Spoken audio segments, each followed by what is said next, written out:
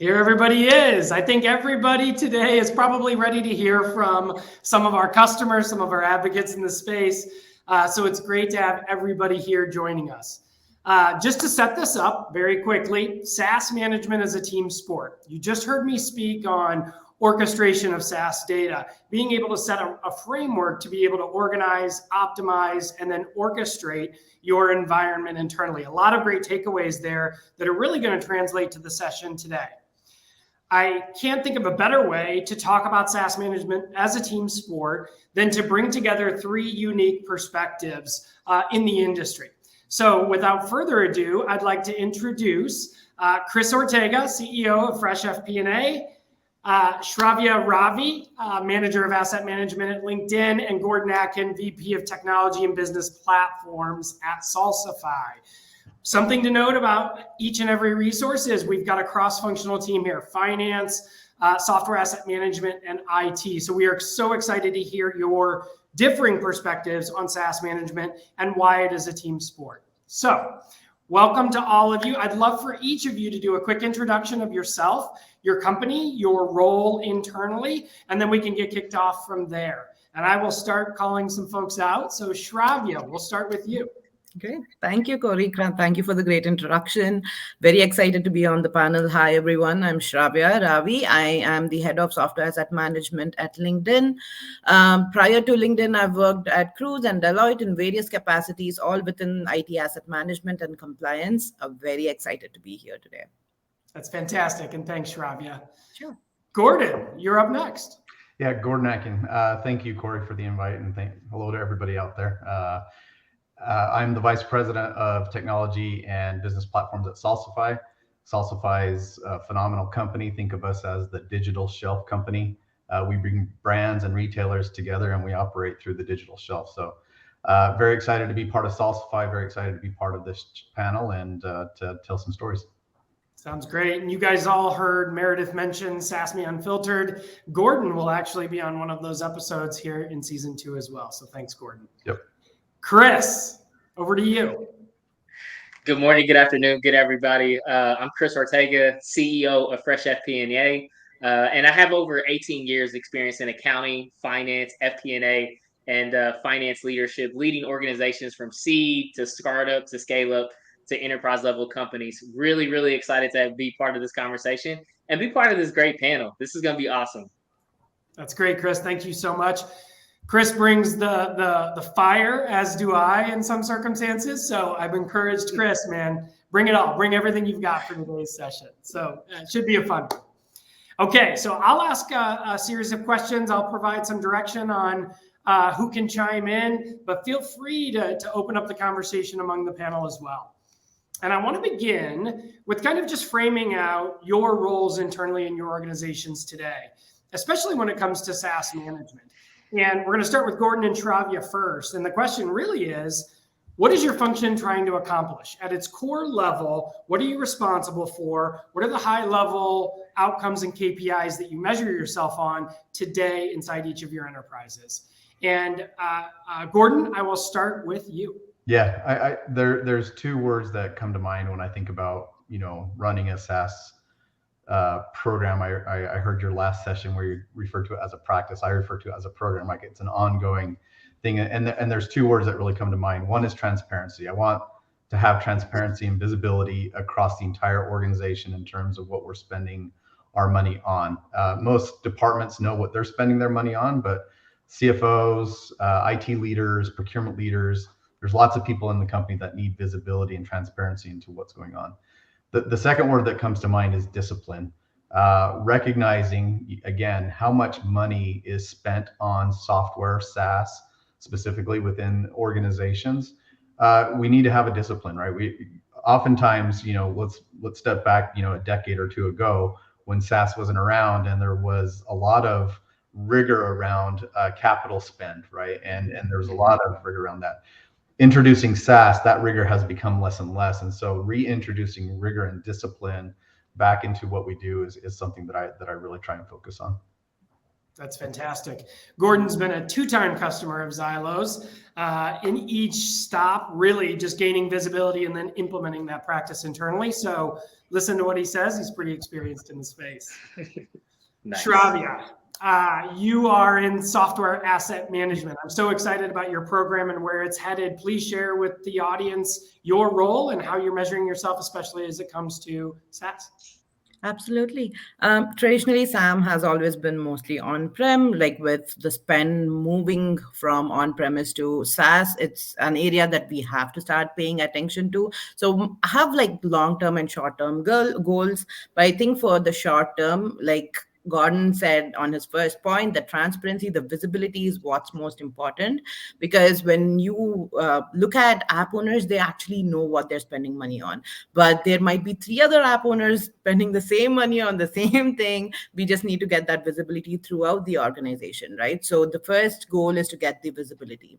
And that in turn, when you tell a story using the data and, other things like day policies and everything else, it just helps drive organizations make better informed business decisions. That's like the long-term side of it, right? But a lot of these decisions come in the form of software rationalization. It could be reclamation policies for application owners, improved budget management, compliance from a security point of view. That's huge. Cost savings opportunities, chargebacks within the organizations. You have a single application for the entire org, you charge back, you know what each org is spending. There's a lot that comes from it. So overall operational efficiency is what we're looking for in terms of SaaS spend. That's great. I love how simply you put it. It's discovery, it's visibility, it's owning the data.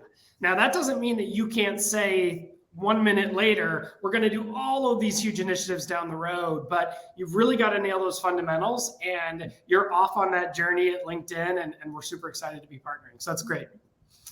Chris, all right, let's talk. You've headed up finance at multiple organizations in a fractional CFO role. So I really am interested in understanding your varied perspectives and your experience dealing with SaaS and OpEx.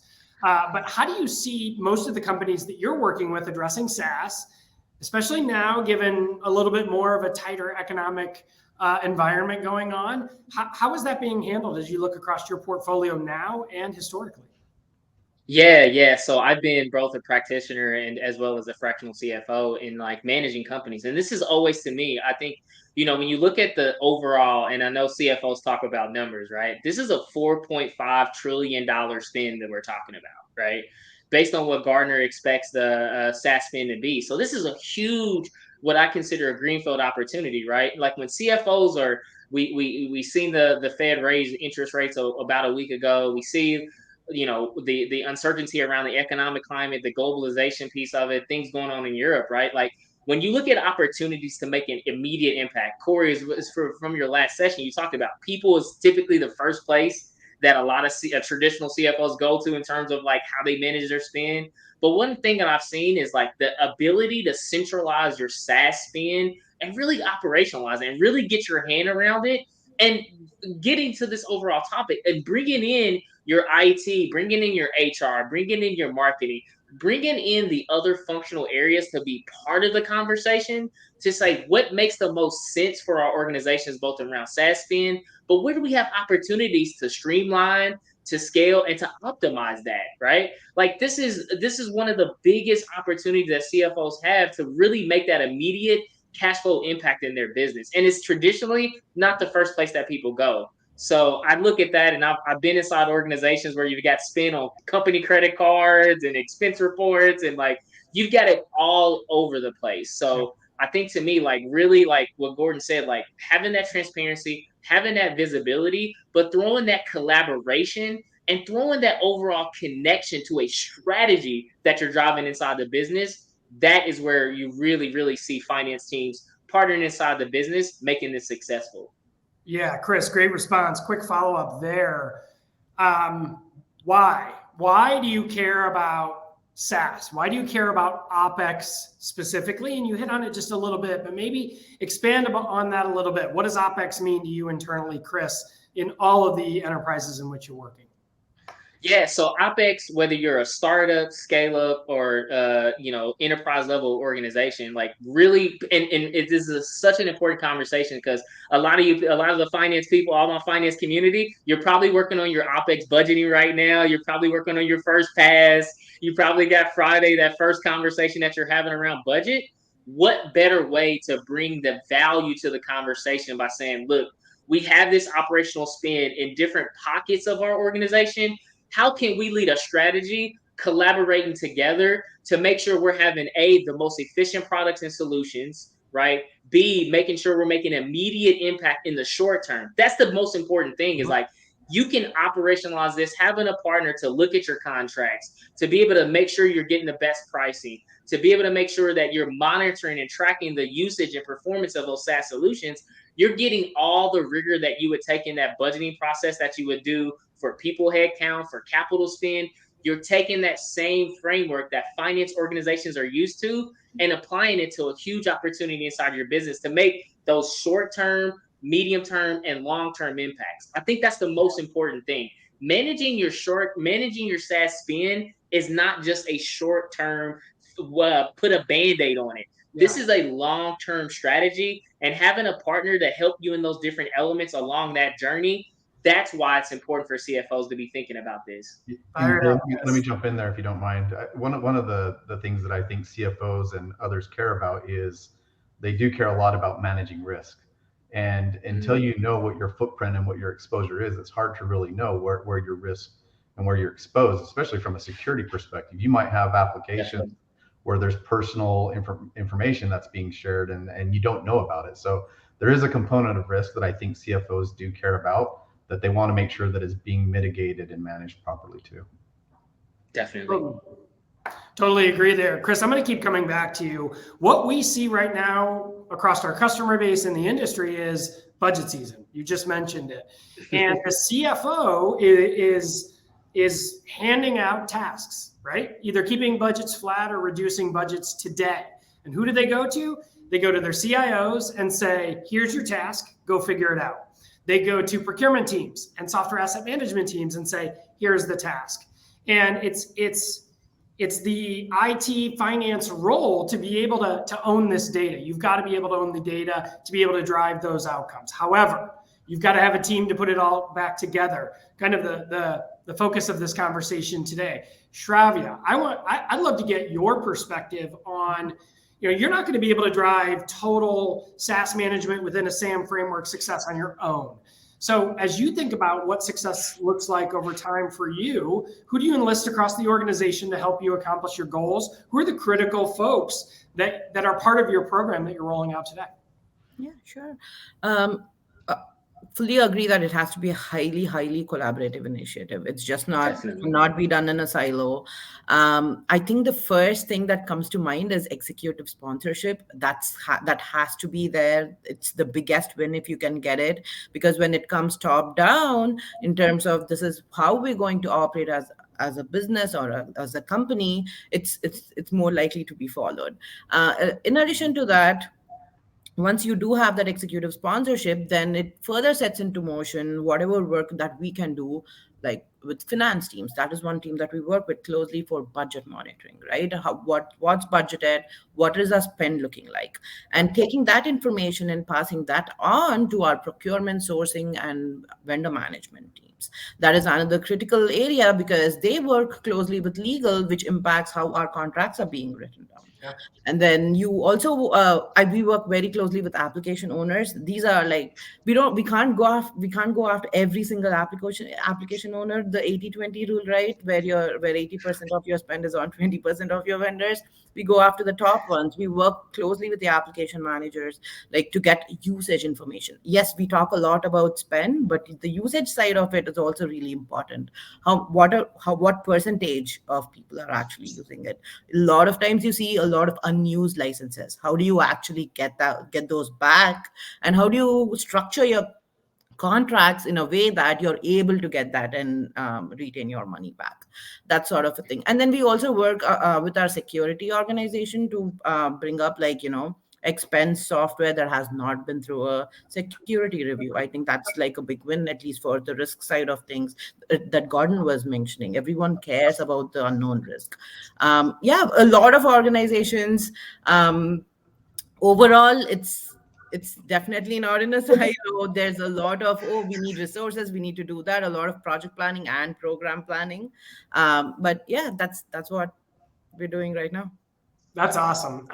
Rolling out a brand new program from the ground up, leading edge enterprise level work is something that LinkedIn should be commended for. I love that you are on the front end of defining the next era of software asset management. Gordon, you've come into organizations in a CIO capacity and immediately started to look for that visibility into your environment. Yeah. As you've set up SaaS management a couple times already, who do you enlist in the organization to be your key stakeholders and your partners in crime as you start to drive optimization at scale? Yeah, there's three kind of key personas that I look for. Number one is the kind of that FP&A persona, right? And who at that level is going to really help us understand, the spend from a budget perspective. Where are we allocating the dollars across the organization? And even in that exercise, sometimes your FP&A or finance people aren't aware that there is spend for a vendor across multiple business units. And so having that conversation with your FP&A partner is really, really important. The second key persona I would say is procurement, and procurement I'll use very broadly because there's a lot to it. There's the negotiation side of it, right? There's the renewal side of it, and there's just how do you manage, contract terms and conditions and things like that. So the procurement persona is really critical, making sure that you've got a procurement flow that's actually going to help that you can scale with the organization and will help you, rein in the costs and the controls that you need to manage that spend. And then the third persona I will say is more of a broad persona. It's what I'll call the stakeholder persona, right? And that's why I love the title of this panel and this session is like it truly is a team sport. When you really get into the motion of managing SaaS spend, everybody in the organization, when I say everybody, you're going to have key personas within different departments that are going to take a lead role to say, here's how I care about the spend for my department. And here's how we're going to evaluate it for marketing. Here's how we're going to evaluate it for engineering, for product. And that stakeholder persona really becomes a key part of that team, giving them access to the system, giving them transparency and visibility into what's going on. And again, the discipline that you're trying to generate across the entire business. So I try to enlist as many people as I possibly can. I think that when you bring together more and try to operate as one versus one trying to operate as many, there's much more power in that. Yeah. Well, hey, Cory, I would add to that too. So speaking to those small to medium-sized CFOs that are like looking at me right now and saying, Chris, I got a team of 2 people in my finance organization. How am I going to bring procurement? How am I going to bring all these different stakeholders? The best way that you can do this is like now you got a partner, right? Like imagine having a partner that can help you in that procurement process to say, you've got these set of SaaS solutions. I don't have a dedicated procurement person on my team, but I do have a software partner that can help me negotiate. They can help me on the renewal side. They can help me bring in the contracts. So one thing that I've been able to manage finance organizations that are small from 3-person's team all the way to like 60 people teams in the organization. This is where bringing in the partnership element, right? Not only identifying like a company like that can help you manage and get, but actually get you the pricing and help you fit some of those personas, right? Like I've been part of SaaS teams where we go hire, a partner that helps us negotiate, helps us bring in that batteries included knowledge to help fill the gaps in the personas that we don't have in the organization. So I think for those CFOs out there that are managing those small businesses, get you and build great partners. That gets to my first point that I mentioned earlier, right? That's like the tactics of how to reduce spend. You got to have partners that help you drive that strategy inside the organization as well. Yeah, partnership is huge. I've always had a theory that CFOs lack visibility into SaaS, certainly, but OpEx in general, which is why they hand down the task to the CIO. And they say, go reduce budgets and get it down to this number. And we're doing an initiative to get that done. Is the prepaid report really the trigger that gives the CFO visibility into some of the SaaS? that's being purchased in your environment, where else would the CFO go to get any of that data today? The number one place to go to is not the prepaid report. It's your accounts payable. Like, go look at the bills, right? Go look at the money.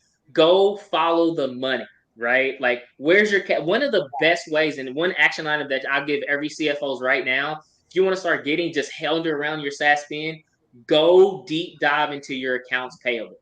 Yeah. Why would I tell you that? Because that's where every dollar is going out, right? Where's all the dollars going out? Where's the money, right? Where's the money going? Now you have a way to be able to identify that and say, man, we're spending this so much in this solution. How are we using that, right? Like, how is this actually providing productivity? One thing that I've seen come across the pandemic and diving into the specific AP side of the business is you see all these different other point solutions that people just, hey, we had to get our people to be productive. So we allowed our organization to get the platforms and SaaS solutions that they needed to be efficient and effective in their job. But there was no rigor around it. There was no highway around it. Go deep dive into your AP, identify those core vendors, and begin getting in those partnerships and having those conversations to say, does this SaaS solution really make the most sense for the long term of where we're going for our organization? Those are the key pieces of it. And that's where you uncover some of those hidden gems. I feel like this is the power squad that we need to assemble in an enterprise to just drive the best SaaS management that's out there. But it kind of relates to my question a little bit. Shravya, rolling out SaaS management in a brand new way, Gordon doing the same thing. Shravya, we'll start with you. How did the business receive your initiative? You know, how did these cross-functional stakeholders, the application owners, your finance and procurement teams, you're rolling something out that requires that team sport mentality. How did they receive that? And how did you really start to get them on board as advocates as part of the program? Yeah, sure. The first, I think this is common to everyone. The first answer we usually get is we don't have resources. It's a common theme everywhere. But it's also important that we talk about why we're doing what we're doing and how it's going to impact how we do business, not just from a cost savings or whatnot perspective, but also a risk perspective, right? So if we talk about reaching out across the table to, hey, you know, we need this help from you, and this is how much help we need. It's always, for me, it's always first executive sponsorship again. Second, once you actually get the executive sponsorship, it's a prioritization exercise. How high up in the priority list are we? Sometimes not always at the top, but I think depending on the stakeholder, we get there. Sometimes it's a waiting game. Sometimes it's, you know, put in a ticket, we'll look at it.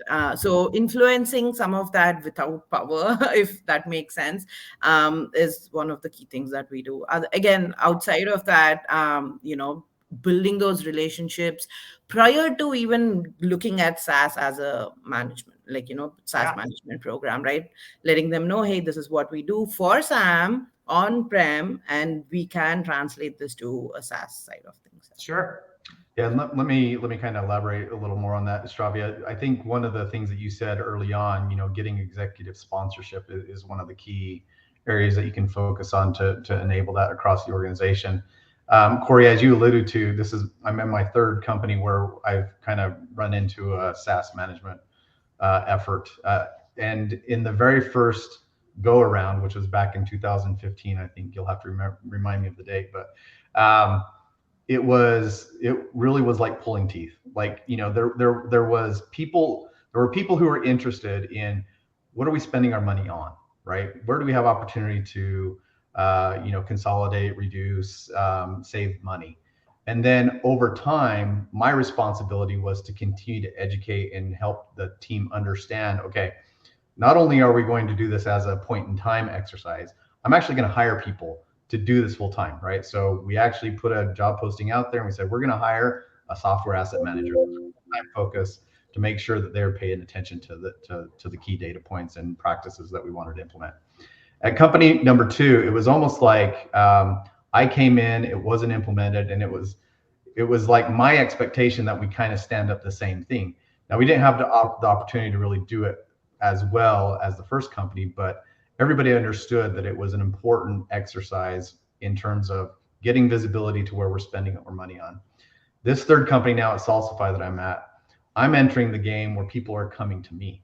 And so I think what you're seeing is this transition from an IT-led or even a procurement-led to it is a cross-functionally led effort, right?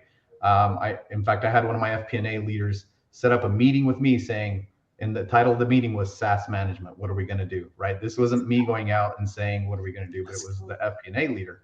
And that was the first experience that I had somebody non-IT who was really leading that charge in that conversation. So I really feel that you're starting to see that transition of it becoming much more important, not just to IT, not just to finance, but it is coming, across the entire organization.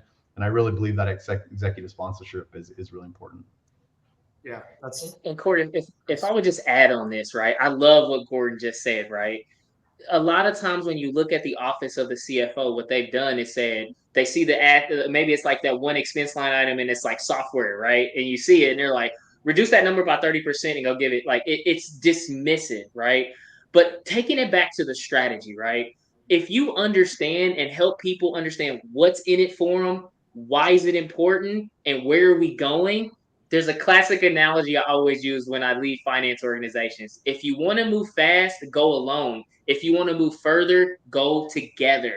Those are the conversations, right? You got to get down with the business and speak the language of what it means to be a chief marketing officer and why they have the solutions, right? Like, help me understand that. So I think putting the ABCs into the office of the CFO, the always be curious aspect of it, and connecting the dots between why it's important, what's in it for that business partner, and here's where we're going together. That is where you see those top echelon office of the CFOs and finance professionals really, really, really driving this spend management strategy. Got to get down with the business. Let's go, Chris. I love it. Get down with the business. Get funky with the business. Like, you got to dance with them. That's right. It is a dance. Okay, we've actually got some good questions coming in, but before we jump into those questions, a round robin question for each of you. I think you are all thought leaders in the space and you've got a great perspective on what's to come. And we're all starting to plan and budget and forecast for 2023, calendar 2023. So I'd like for each of you to look into your crystal ball. What's one prediction you have for SaaS and spend management for IT and finance leaders as we look at 2023? And I will begin that. Shravya, I think you're on the hot seat. Okay, the first thing the only thing at this point that comes to mind is with the macroeconomics and everything else happening outside of this, you got to pay attention. It's, you have to start looking at the data. You have to tell a story using the data. And it's very, very important that something come out of the data that you're looking at. That's where I see, at least for the next 1 year, everyone going to start paying attention, but it's also what you're going to be doing with whatever you're seeing, right? I think that's important. It could look like, hey, it could also look like, changing how we do business internally. Do we give everyone what they need, or do we scale back and say you got to make do with 1 or 2 applications, right? Starting thinking about it in a big picture way. Yeah, I like that. I think I was talking with someone earlier today where, for software asset management, finance, and procurement, you've really got to focus on what your core competency is and become even more focused. I think there's always a natural sense for finance, SAM, procurement leaders to say, well, yes, we drive efficiencies and optimization, but we do all of these other wonderful things. And I think now it's time to refocus on your core competency. It's Super Bowl time. It's time for everybody to go to be a part of bringing a company along in the right way. So Gordon, for you, what do you see for SaaS management and spend in 2023 for SaaS? Yeah, I've got kind of 2 that play off of each other. I think the main one is playing off the macroeconomic environment. My first experience with running a SaaS management program was really focused on inventory that later became a cost-cutting exercise and having targets around cost cutting. So while a CFO today might say, to Chris's point, go and cut 30% out of this, I think that there will be real targets for companies to say, go and save X% of your SaaS or software spend within an organization, because a lot of companies are going through that motion of letting people go. Some are evaluating their priorities and evaluating what they have available to invest with inside the organization. So having a real target, and that's going to vary by industry, by company, is going to be, I think, something that will happen if it isn't already happening with some organizations. The other one that I would say is that I'm seeing more traction of is procurement teams becoming part of IT, because there's such a close connection to what they do. The majority of SaaS spend in SaaS organizations, it's all software, it's all technology, and that relationship with CIOs and leadership is really key. And so I think that CIOs, I think really, at least I do, I care a lot about the procurement practice. And I tend to find that the procurement practices aren't as valued to some extent outside of IT and finance. And so I firmly believe you'll see much more of either strong partnerships or reporting lines directly into CIOs with the procurement teams.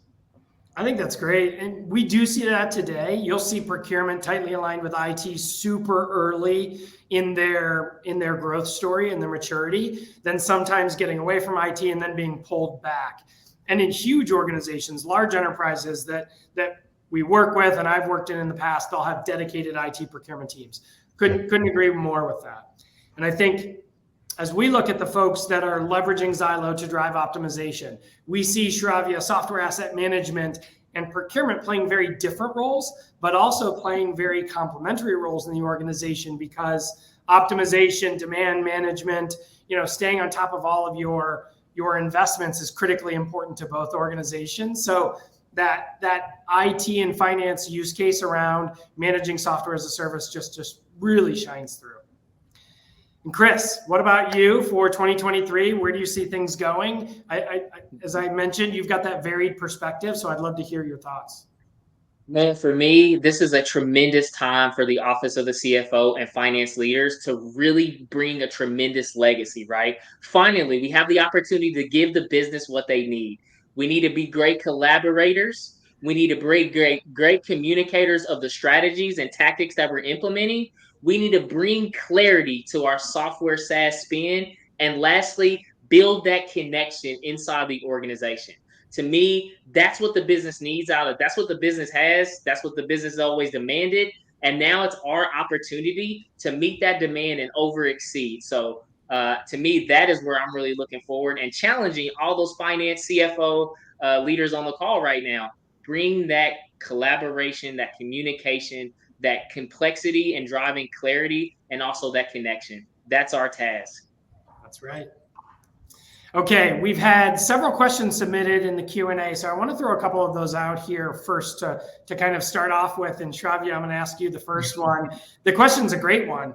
Dini Alim said that I noticed Shravya kept saying, I'm curious to understand if there's an ideal ratio between size of SaaS management team versus number of SaaS apps and company size. And for you, that size of SaaS management team is your SAM team. For some of our customers, that might be SAM plus VMO. But for LinkedIn specifically, how do you see that ratio of size and your stack? Great question. So yes, it is the SAM team, but we also have on-prem duties. So it's again shared. We do have one dedicated person for our SaaS management, but again, it goes back to we're not going after every single thing in the stack, right? You don't want to go after lower spend, lower risk. There's a classification that we actually go after that looks at what is the risk of this, what kind of software is this, what is the spend, and how many people are using it. And based on that, we prioritize.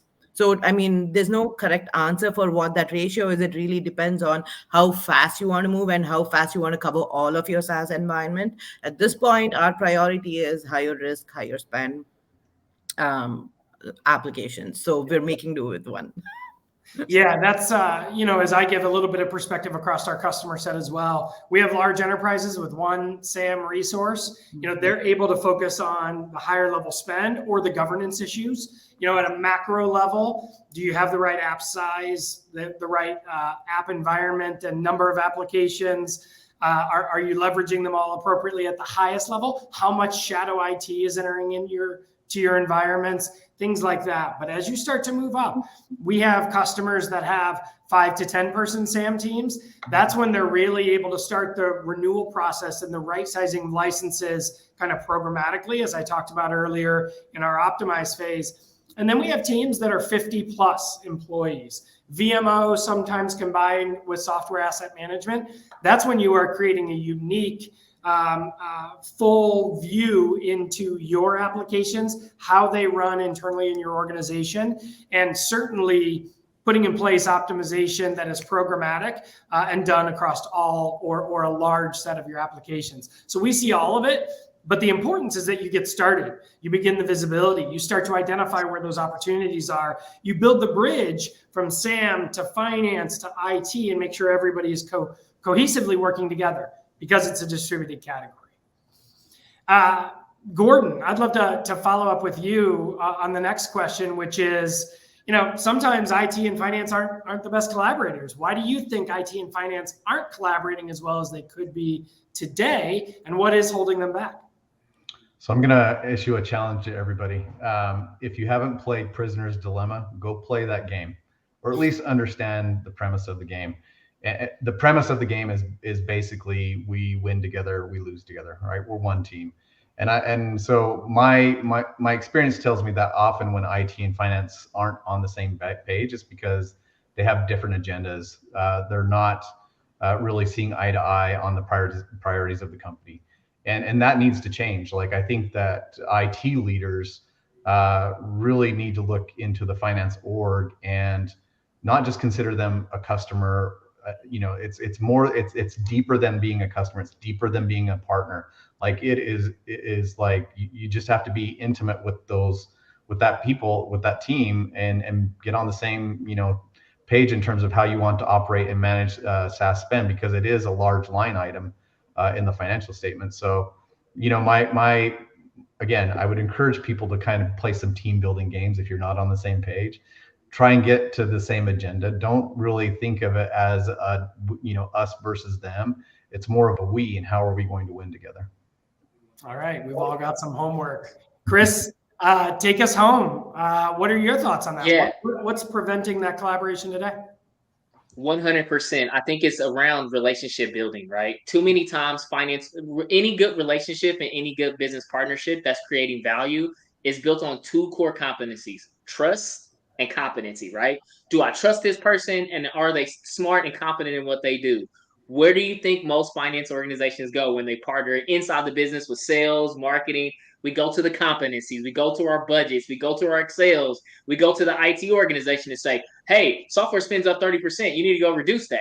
Versus go build the trust. Yeah. Go meet the business where they are and speak the business language. Stop speaking your US GAAP, your IFRS. You're going to lose that. IT people are super smart. Marketing people are even smarter, right? But when you start leading with the competencies, when you're not building that trustful business relationship, that's where you get that friction. So go listen more, talk less. Don't lead with your Excels, and build on building the trust of that relationship, not the competency.